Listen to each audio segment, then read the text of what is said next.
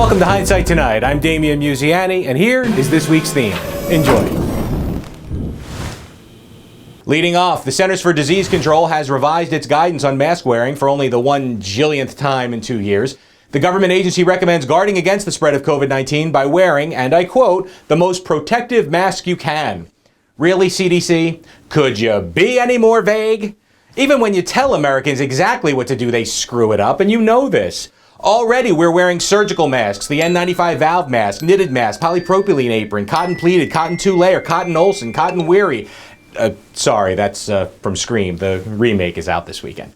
The Maxima AT mask, the Gator, the bandana, the no-valve N95, and the new KN95. So many people are out to lunch on this. And now you're going to have welders, astronauts, Eyes Wide Shut, Darth Vader, Jim Carrey fans, and the Phantom of the Omicron, thinking that they got a thumbs up from the U.S. government. Every room you walk into is going to be like a Comic-Con exhibit. Thanks again, CDC. The Presidential Medal of Freedom, traditionally awarded around Independence Day each year.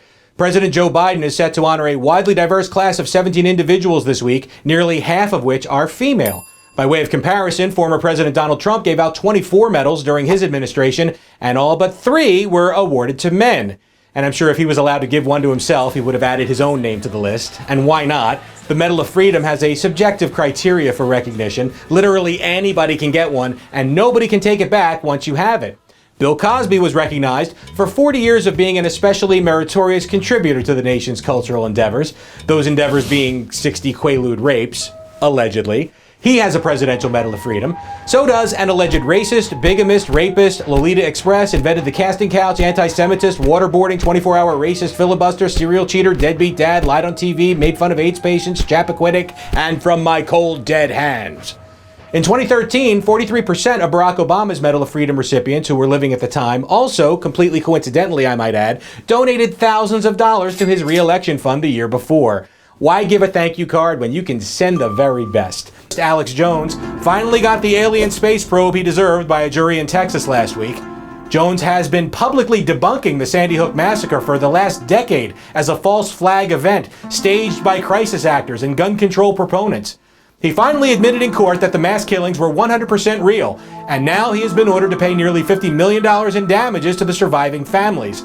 Next, I'm sure he'll also claim that the whole trial itself was faked. A conspiracy paid for by the DNC to denigrate his human rights against the Illuminati and protect the Hillary Clinton Pizzagate emails about gay frogs running the top secret government, 9/11 inside job control and the weather for frontman Bill Gates, race-based eugenics, plan pushed by CIA operative Barack Obama, born in Kenya. And that's all stuff he once said, by the way. Allegedly, the famous actor fired a prop gun with a live bullet inside, striking and killing his cinematographer Helena Hutchins and wounding director Joel Souza. Baldwin then used his cell phone to speak with authorities, and in a Hindsight exclusive, we have obtained that audio recording here. Hey, I want to tell you something, okay? I made an ass of myself. You've made me feel like shit, and you've made me feel like a fool. You don't have the brains or the decency. What a rude little pig you really are. You are a rude, thoughtless little pig. Baldwin did send a sympathy tweet that read like he heard about the incident on the radio, not even saying that he was sorry. He is the producer of the movie, after all. But maybe we're being too hard on the guy. Hey, let's just forget all about those telltale warning signs when he punched an innocent photographer in 1995, said fatherhood back decades in a verbal assault on his daughter, was thrown off a plane because he wouldn't put his cell phone away, used repeated anti-gay rhetoric that Anderson Cooper found offensive, got arrested for refusing to obey traffic signs on his bicycle in New York, and launched a podcast about honesty in the shadow of his wife, Hilarious, pretending to be a Spanish immigrant for 10 years. Whew, there's just no psychological connection there whatsoever. Please say hello to master criminal Nick Roski. He hatched a secret plan to cleverly assassinate Supreme Court Justice Brett Kavanaugh inside his own home in Maryland. Shocking, since we can't think of anyone with an axe to grind against Justice Kavanaugh. Nope. Roski already knew where Kavanaugh's house was because he saw it on the media coverage of Roe v. Wade protesters marching past it last month.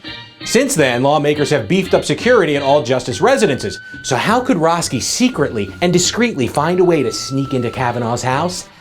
He took a taxi cab there. Yep, dropped him off right out front. When Roski exited the cab, he was immediately received by 25 friendly U.S. Marshals, all armed to the teeth. Luckily, nobody's suspicion was aroused because Roski was cleverly incognito, dressed like any young dad on a suburban Maryland street, wearing a black shirt, black pants, suitcase, backpack, Glock 17, tactical knife, pepper spray, hammer, screwdriver, crowbar, zip ties, and duct tape. As one does. He was, of course, arrested and charged with attempted murder. Let that be a lesson to you would-be vigilantes. Always bring a letter of authority with you to gain entrance to your victim's home. Signed and notarized by Executive Bryce Cromwell. And that's your news. This is Hindsight Tonight. Join us right here every Sunday for Fresh Hindsight.